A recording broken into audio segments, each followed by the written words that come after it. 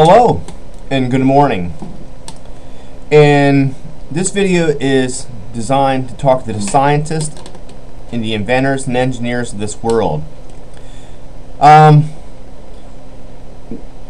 do believe and I do know that global warming is real. Okay, now how do we combat it? Now everybody's talked about the fear of global warming and the effects of global warming. Okay, we've all had the fear and the danger, the possibility, and the misconception, and think, oh no, it's not happening. No, yes, it is happening. Let's get away from that. How do we avoid it from ever happening? How do we take these places in the world that are very arid and very dry and very hot, where nothing can grow there appropriately? How do we do this? Well, I got one working model for you. Okay? One simple mind with one working model. Okay? Now, I could give you many models, but this is the one off the top of my head at the moment. Just to work on this one. It's basically good for anybody out there that wants to do something, to work on one thing at a time so they can actually focus on it and make it efficient and make it work appropriately. Okay? This is it. In the world today, we have motors that run on magnets. We got motors that can run indefinitely on magnets for years until the parts wear out. So the energy is there and it's available. It does not need no fossil fuels, no existing wires, no special apparatuses. It's just a motor that can be designed to be put to use in any type of appliance or any type of thing that runs motor, any type of motor whatsoever. It'll run it. We don't need the combustion engine. It's still going to be there because people are making money off it. But what I want to get at is, how do we combat this problem of global warming? Well, you can divide. First of all, you can put refrigerated units. Okay, now you can laugh at this all you want, scientists, but I want you to look at this. You can put these large refrigerated units in areas of the world where global warming is having the most effect, especially in where the glaciers are melting. It can even be on a small scale. Anything that will help to recool those areas down so that the water would stop melting. It's basically to stop the water underneath the glaciers from melting, because this is what causes the greatest damage. So we put refrigerated units there, okay? Units that dispel cold, moist water. Just, have you ever been to an amusement park and during a hot day they have this cold mist coming out? Okay? So you can actually use the water that's already flowing from the glaciers to go through these units and spray out a cold mist that is very close to the point of freezing. Okay, do you understand what I'm saying? Pretty close to the point of freezing. So when it comes out in a mist. And these areas where all the water is coming out, is take that water and refreeze it so that it freezes solid against the ground once again, so the glaciers don't continue to melt and slide forward into warmer water. And yeah, you say this would take a big undertaking. Well, what would be the result if we don't do something? The result would be more devastating than it would if we didn't do something. And this is only one small scale model of what can be done. You can build upon it, just like mathematics. Mathematics is built upon one part of mathematics to the next, and it excels. Okay? So what I'm suggesting to you scientists out there, if we could pulse heat energy at enemies during a combat situation to cause them to move out of the way, you're telling me we can't pulse cold air or cold energy towards something? Come on, scientists. Get those creative juices flowing. If one theoretical principle applies physically, and in physics it can apply to another thing in such a different way, or in the same way. See, we're so limited in our constructs of understanding and developing ideas. We get so centered on, oh, this physical principle, it only works and applies in this one area. No. Everything builds upon one another. Everything is interconnected in some way or another. Magnetism is connected to electricity, and electricity is connected to magnetism. They're interchanging one another. They're always moving. That's why we have energy.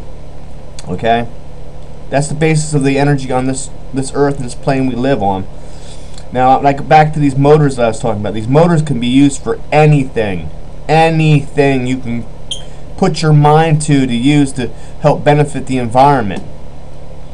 Just cooling down an area, even if it's a small area of an arid area, cooling it down and being able to grow crops there. I mean, you'd be surprised. You could take take for example, if you want to use an experiment, here's an experiment for you. Go to one of the hottest and driest arid climates in the world. Okay? Take yourself maybe 100 of these refrigerated units that spray a cold mist of water at the point of freezing. Okay? So we can maybe control the temperature in that area to take it down 20 to 30 degrees, so it'd be more like a tropical climate type environment. Or make greenhouses that do the same thing in effect. And try this experiment out and see how it works. And then you can apply it in a large scale. See, this is just one simple working model. And I'm sure that I have many, because my mind is always working and always thinking. This is what we got to do. The mind needs stimulation. And you scientists out there, you got to stimulate it outside the box. You cannot continually be stuck in all this book knowledge. Okay, once you've learned the book knowledge, and once you have a central way of exercising your mind. A professor told me once in college, he said, Carl, mathematics is just an exercise for the mind. Oh, so I got it. So everything can be mathematical in a sense. Everything can be an exercise of the mind. What the mind can perceive, the mind can bring about. Just about like longevity, they're finding ways to increase lifespan and increase health and vitality without all these chemicals that we put in our bodies as we get older. I don't want to go off a tangent here. I tend to do that. I'm salad-brained at times, scientists out there. But I'm suggesting this. Take that one working model that I've given you, expand upon it. Just like you do in math, expand upon it. Add a foundation, build on that foundation, and you have some of you guys out here have very analytical minds, very mathematical minds, very creative minds. Some of you scientists out there, and some of you people that are born geniuses, or I consider to be learned geniuses, because there is no such thing as a super genius. They're just people that are excelling and using their mind more proficiently over time. But do what I'm asking you, please. Listen to me. I don't have money or resources. I wish I could conduct my own experiments. I wish I could go out there and show you scientists these working models. See, the thing is, we put so much emphasis on complexity or complex things that we don't work on the simple basis of things. The simple principle of things, that's how things came about, by simple principles. We built on these simple principles. Get away from the complexity so much. Yeah, you can. Something that's complex starts out simple and branches out. Start this the same way with this project of helping the environment and helping global warming. Start out small. Do small-scale experiments. And then branch out, and if you want to put some complexity to it, you will.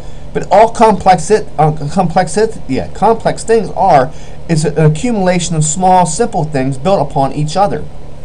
And if you have an analytical mind and you got a scientific way of thinking of things, you'll understand this. Everything starts out as a seed. Okay? Everything starts as a seed.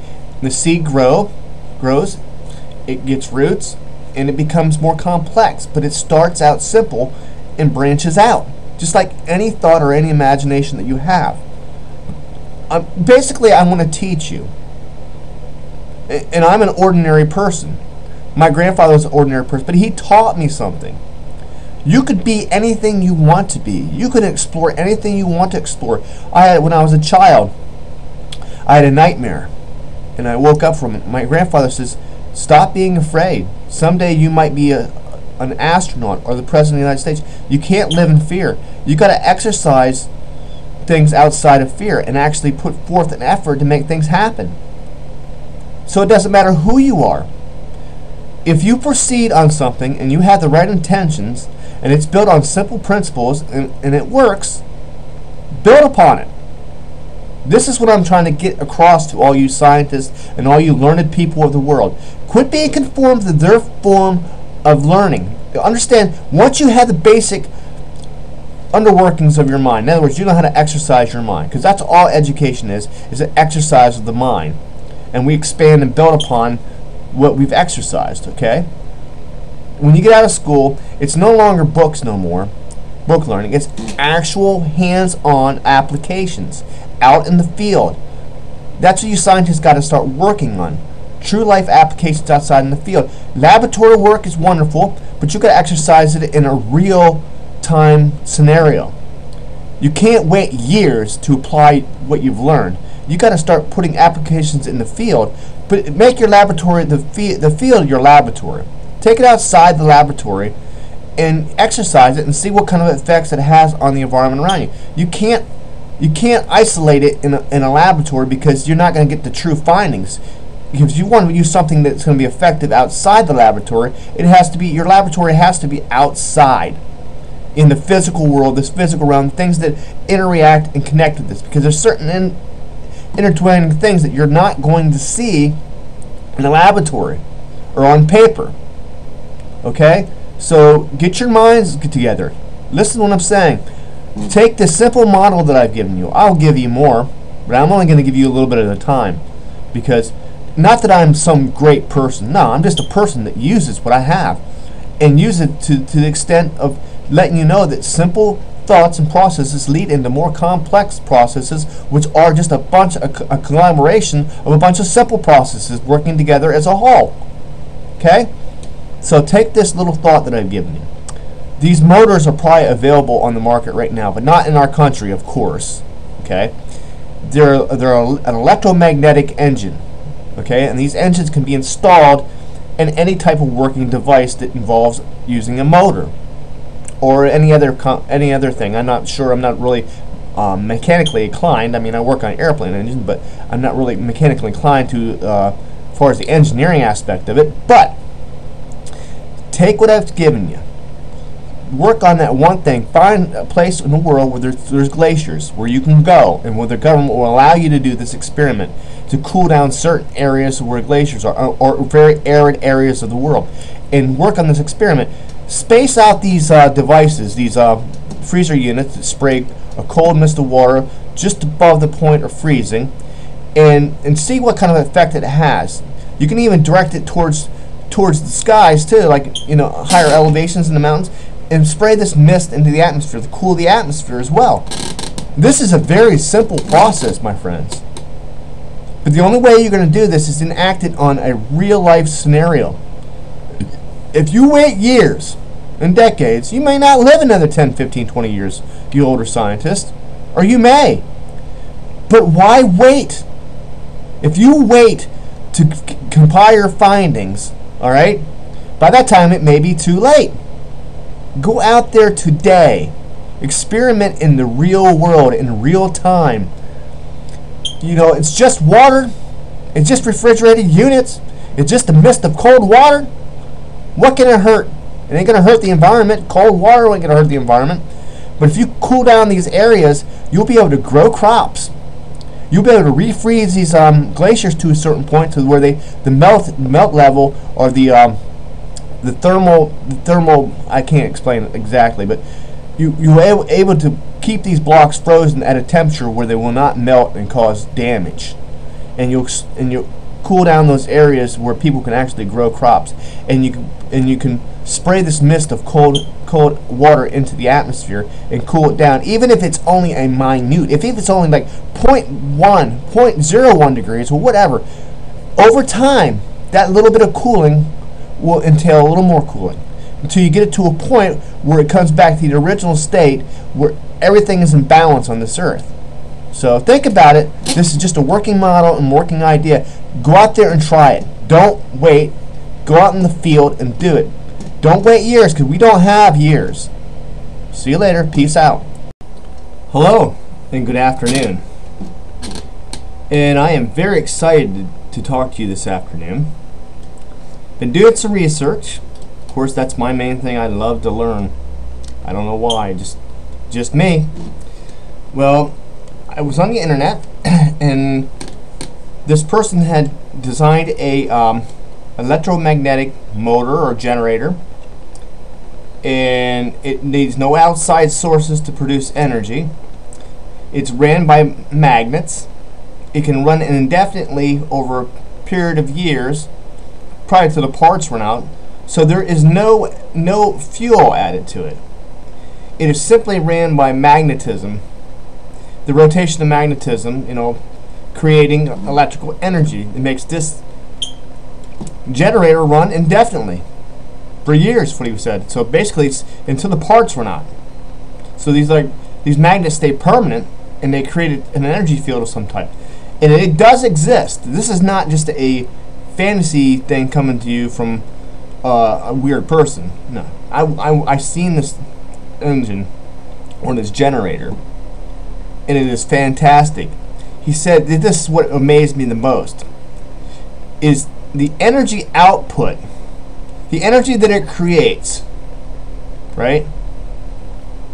And creates an output 5 times greater than its own energy production. In other words, it produces its own energy, and the energy that it produces has 5 times the output of the energy that it started out with. What I'm saying is energy creating a multiplication of energy upon itself. That sounds kind of wild and far-fetched, but if for instance, I had a professor in college. I was in the electronics engineering course, and I was in a lab, and I was messing around with the circuit, and I did something wrong with it, and he says, how do you expect a smaller energy source to create a larger energy source? And he says, when you find that out, he's laughing at me, he said, when you find that out, you let me know.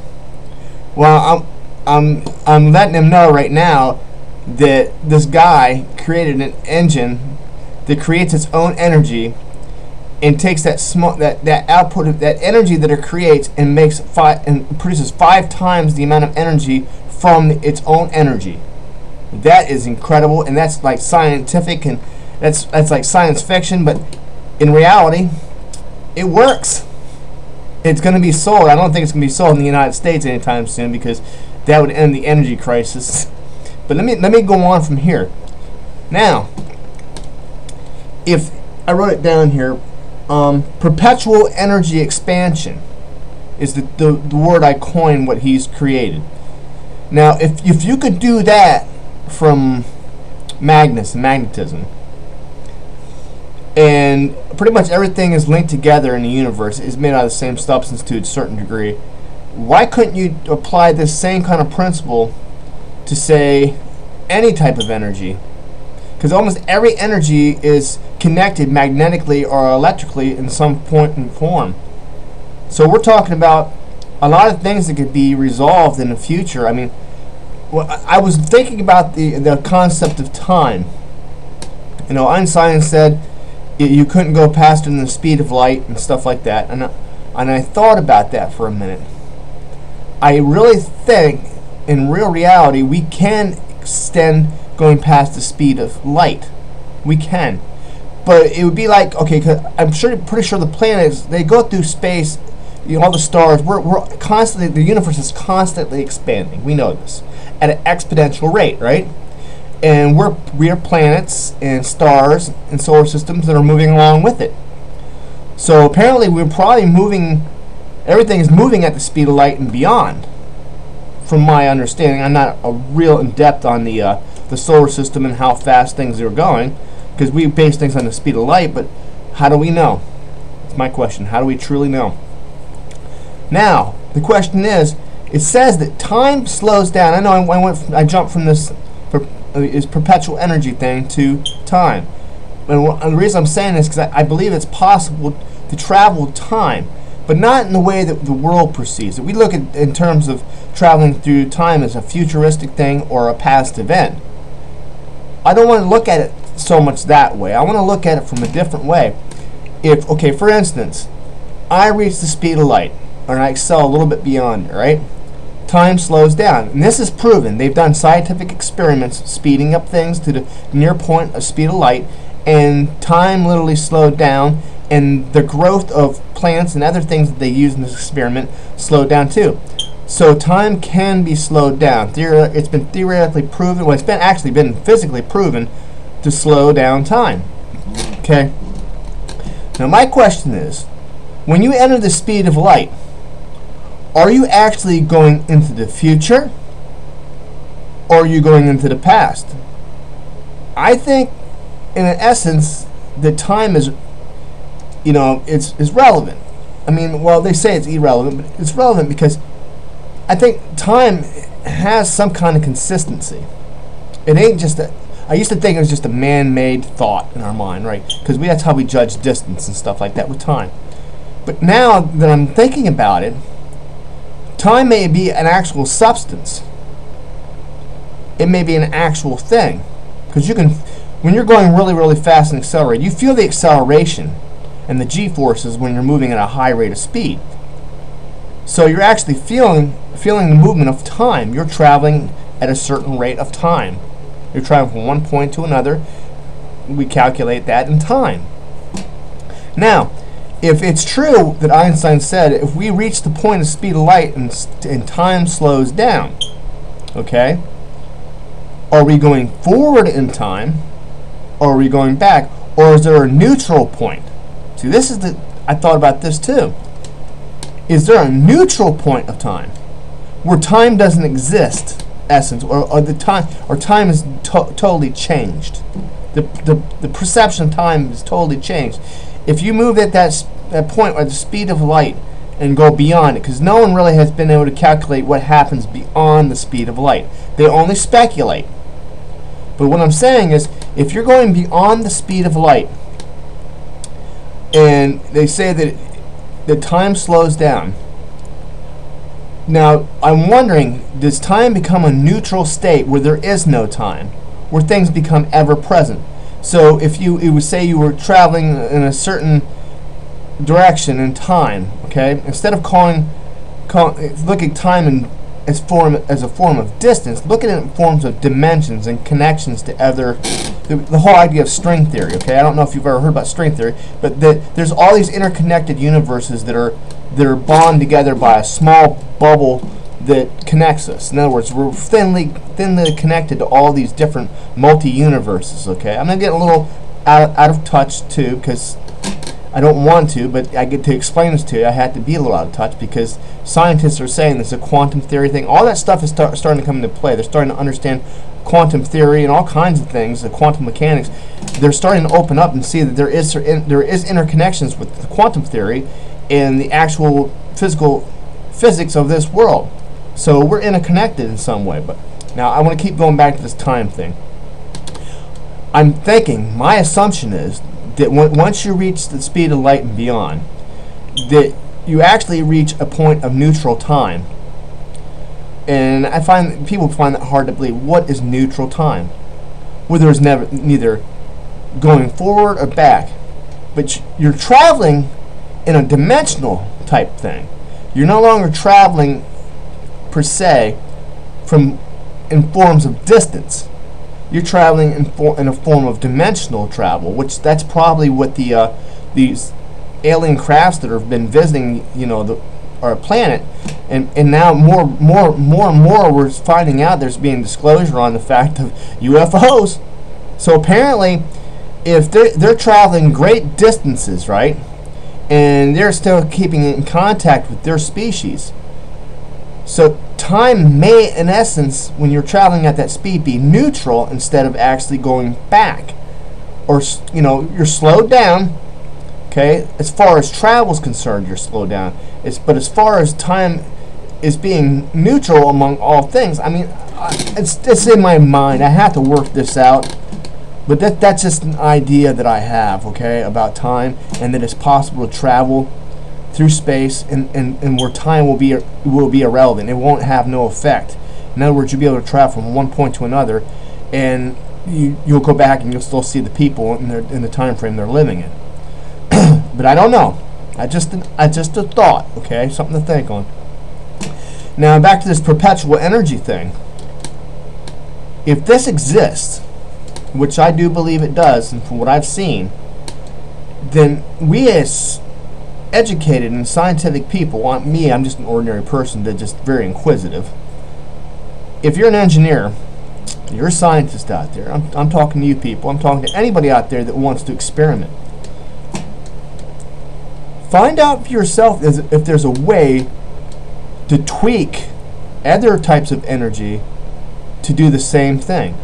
Look at the principle behind the magnetism and how it creates its own energy source, and see if it applies to any other type of matter or any type of other energy quantum thing that's on Earth here. I'm trying to explain the best I can with what knowledge I have. I'm sure you scientists think this guy is going off on tangents, but that's just me. Look into it, okay? Look into this. If you could take energy in its natural form and draw more energy from that small amount of energy, okay? The possibilities are endless. Infinite energy, infinite resources. You could take and do a lot with this. You could take care of all the world's needs. I'm talking about your weather. I'm talking about the climate. I'm talking about food supply. I'm talking about appropriate oxygen in the atmosphere. I'm talking about multiples of things that could be done if this is possible. If we could take a small amount of energy of its own self, not something that's composed from fossil fuels or anything else, an energy that's already existing, and take that energy and expand upon that energy so that that little bit of energy becomes a lot more energy. And I think I understand how this works. From what I've been told in science, that the universe was created out of a big bang. That's the theory, okay? And that at one time the universe was as small as the size of a pea, okay? And you think something that small could not have that kind of energy to create a whole universe. But now, seeing the findings with this magnetism and how it's creating more energy out of a little energy, that makes sense. Because when the Big Bang happened, it exploded with such great magnitude and such great energy, expanded out from this singularity. I mean, I don't know if I really believe in the whole theory that it started from a pea and expanded out, but yes, energy is expanding out through the universe. So energy must be infinite, because if it expands and it accelerates and continues to accelerate, that means that energy itself does not stay stagnant. It expands and continues. Because I was always taught that energy is never created or destroyed. I'm thinking that theory may be flawed a little bit. I think energy recreates more energy. And it's infinite, and it continues to flow constantly. Now, if science will look at things from this point of view and not be stuck in the old concept of science, because science changes. Contrary, everybody says, well, the physical laws never change. Yes, they have. Quantum physics proves that things do change, and things are stranger and different than what we think. So we got to let go of the old theory and the old thought of things and allow our mind to evolve into a higher understanding of what's around us. So if we could take a small amount of energy, right, and we could envelope that small amount of energy into a large amount of energy without having to charge that energy to make more energy, now, we don't need nuclear power then. We don't need to split atoms. All we need to do is expand the energy source into a larger energy source from some way, just like they did with these magnets. And the outcome can be phenomenal. I mean, I'm excited about this. I want you scientists and you learned people out there to really dwell on this thought, on this concept of energy and time, and the magnitude of what's really going on and what can go on. I'm excited. I know there's more to think on, and I'll think on more and I'll tell you, but just think on this little thing. I wasn't really precise in everything I was saying, but I was giving a broad idea of what I really think is going on. Check it out.